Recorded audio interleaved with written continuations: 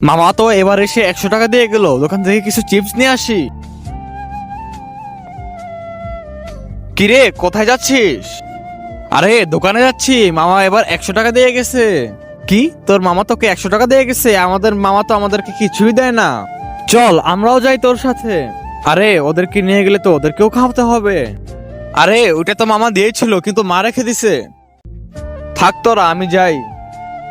মিথ্যাবাদী কোথাকার, মিথ্যা বলে চলে গেল। তার আগে তুমি কি দুধ খেতে ভালোবাসো নাকি মদ খেতে ভালোবাসো? যদি তুমি দুধ খেতে ভালোবাসো তাহলে ভিডিওটি লাইক করে চ্যানেলটি সাবস্ক্রাইব করে দাও। ভালো হয়েছে ওদের বোকা বানিয়ে চলে এসেছি, না হলে ওরা আমার সব চিপস খেয়ে ফেলতো। আরে ওরা তো এখানে দাঁড়িয়ে আছে, তাড়াতাড়ি চলে যায় এখান থেকে। কিরে, কোথায় পালাচ্ছিস? আরে আমি তো তোদের কাছেই আসতেছিলাম। আচ্ছা খাওয়া তাহলে। আচ্ছা আসতেছি। খাওয়া শেষ, আমি বাসায় চলে গেলাম। কিরে, তোর মামা না তোকে 100 টাকা দিয়ে গেছে, ওই টাকা কোথায়? মা ওইটা তো